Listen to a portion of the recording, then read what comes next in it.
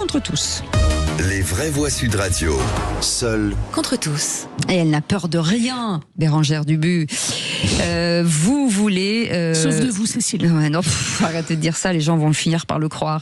Et ils le croient déjà, c'est ça mon problème. Elle est effrayante, hein. La mère Et vous voulez vous demander une commission parlementaire sur l'affaire Epstein. Tout à fait. Je pense qu'il faut d'urgence qu'il y ait une commission parlementaire sur l'affaire Epstein suite à la publication des fichiers privés par le gouvernement américain. Ah oui, là, il y a des noms qui tombent pas de partout. C'est ça, de Jeffrey Epstein. tombe de Donc, l'arbre. vous savez, c'est cet homme qui a été accusé de trafic d'enfants, viol, agression sexuelle, etc. Ou qui avait un appartement en France, qui venait régulièrement en France. À l'époque, a été mis en cause avec lui un agent d'une agence de mannequins français qui s'est suicidé en prison. Tout le monde Et là, s'est suicidé en le prison. Tout le monde se gouvernement suicide. américain, C'est là, bizarre sort dans des cette fichiers et il y a des noms, il y a 3 millions de documents avec des noms qui sortent. Villani, Jacques Lang, plein de gens. Alors des gens sont juste cités, vu que c'était un financier, pour dire peut-être, est-ce que je peux avoir un rendez-vous pour ouvrir un plan retraite? Donc il y a des messages qui ne sont absolument pas répréhensibles. Il y en a qui le sont peut-être. La justice ne va pas pouvoir se saisir de tous ces dossiers parce qu'il y en a beaucoup trop, que certaines victimes sont mortes. Tiens, la seule qui a dénoncé Epstein s'est suicidée aussi quand même. Tout le monde aussi. Tout le monde se suicide.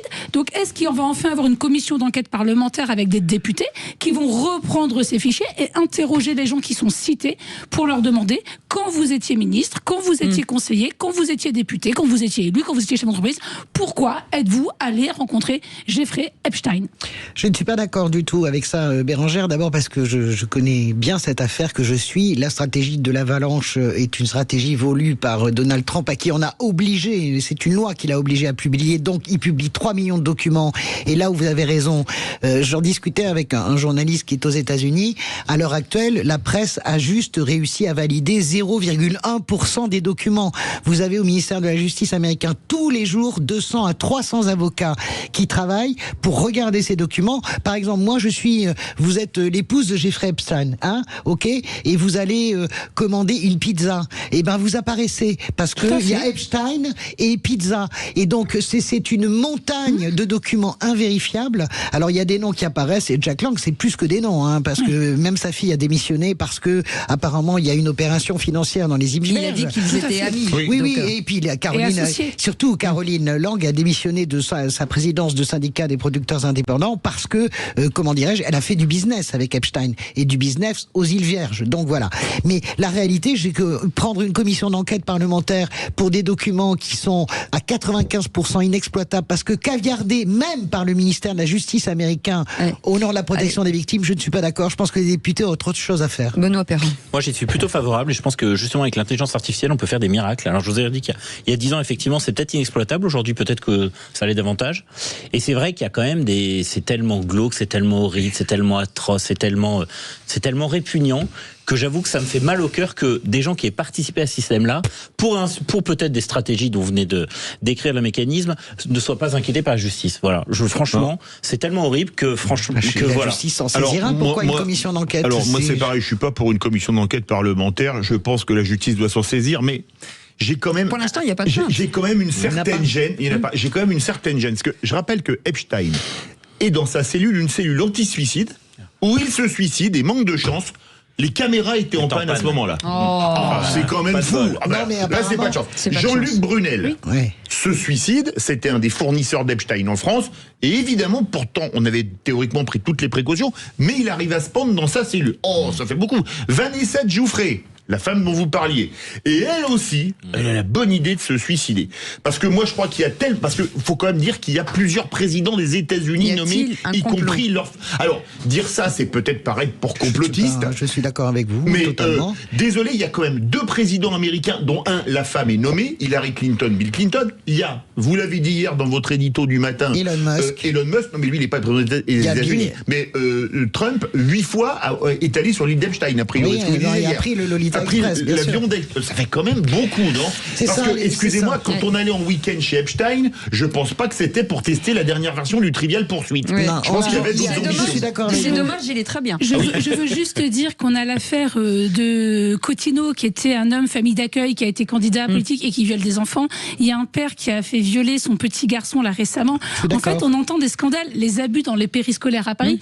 Il y a des scandales qui touchent nos enfants et je ne comprends pas comment on n'est pas tous fous de rage. Parce que c'est nos enfants, c'est notre avenir. Et Epstein, c'est aussi ça.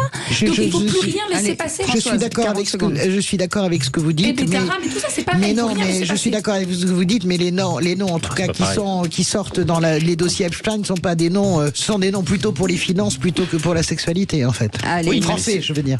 Merci beaucoup, les amis.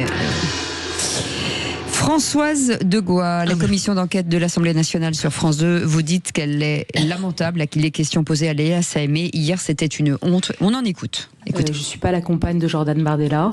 J'espère que si la compagne de Jordan Bardella était journaliste, elle pourrait continuer à faire son travail sur une chaîne privée ou sur une chaîne publique.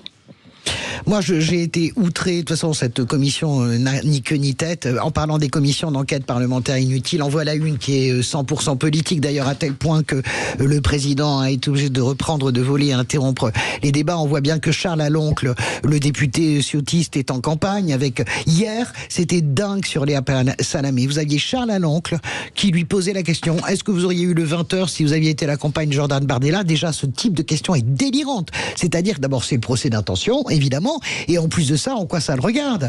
Et Caroline Parmentier, députée RN, qui remet le couvert. Vous ne répondez pas à notre question. Est-ce que... Mais enfin, c'est délirant. Est-ce que cette question a été posée à un homme? Est-ce que cette question a été posée à Laurent Delahousse? Cette commission, véritablement, est lamentable par tout ce qu'elle génère dans le questionnement. Il y a une chasse aux supposément gauchistes. Et puis après, vous avez Ercilia Soudé qui dit, qui accuse Laurent Delahousse d'être macroniste.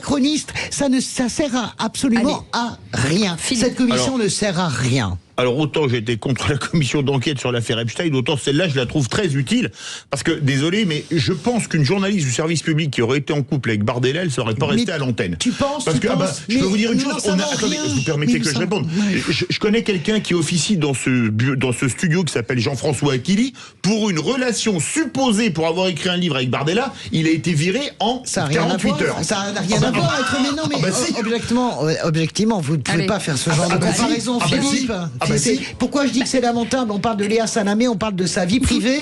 Elle s'en est déjà tellement expliquée sur Guzman. Je ne suis pas pour ramener toujours les femmes à leurs époux et ce qu'ils font, c'est vrai, et la question me gêne. En revanche, j'ai regardé Anne Sinclair, Christine Ockrent, Léa Drucker. Il y a beaucoup de femmes politiques qui étaient quand même en couple avec des femmes, des journalistes, pardon, avec des hommes politiques, et la majorité étaient quand même des hommes de gauche. On peut se poser la question, peut-être qu'ils sont plus séduisants, peut-être que le fait de se côtoyer comme les sportifs, les gens sportifs, on peut poser la question quand même, effectivement, et j'ai pensé à Aquili, où effectivement on peut poser la question des liens. Elles ont arrêté l'antenne. Anne Sinclair a arrêté l'antenne quand elle a sans relation avec DSK a été officielle. Honnêtement, est-ce que DSK aurait arrêté l'antenne dans l'autre sens? Je n'en suis pas sûr. Mais c'est pas des hommes avec des femmes politiques, c'est des journalistes avec des hommes politiques. Sur le bien fondé de la commission d'enquête, je trouve que elle est bienvenue. D'abord, il y a des gros problèmes de gestion, donc c'est bien que les gens qui rendent des comptes sur des énormes. Non, mais attendez, il y a la politique d'un côté, il y a la gestion. Parlons juste de la gestion. La gestion, elle est catastrophique. Vous savez très bien qu'il y a des déficits structurels depuis déjà des années. Donc on est aussi en droit de demander des comptes à ceux qui gèrent notre argent. Ça me semble être du bon sens et qui en plus le gèrent mal. Deuxièmement, et là j'en viens à la politique, beaucoup d'enquêtes effectivement ont montré que ce sont toujours les mêmes ou en tout cas très souvent les mêmes qui sont invités sur le service public. Vous le savez très bien. Ça n'est pas vrai. Écoutez, Benoît, on va se faire un truc entre nous. Écoutez, est-ce que vous avez écouté les humoristes de France Inter? Est-ce que vous avez vu les invités de France Inter? On parle de France 2 là.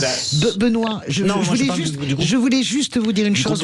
On va se mettre d'accord. Vous ne fermez pas un débat en disant, vous savez très bien que ça, je ne sais pas très bien que il y a des règles de l'Arcom. Il y a des règles de l'Arcom. Les invités sont, le service public. Je ne vous parle pas des invités. Je vous parle des chroniqueurs. Je vous parle des journalistes qui effectivement ont une tendance plutôt à gauche que de droite. Enfin, pardon de le dire. Merci. Et dès que vous avez une personnalité de droite qui, le cas échéant, je pense à Alexandre Devecchio, par exemple, qui avait été recruté à un moment, eh bien, ça fait des émules dans la rédaction, en disant oh là là là, mon Dieu, on va avoir un des chroniqueurs qui pense pas comme nous. Allez, merci les amis, merci beaucoup, et on va se détendre.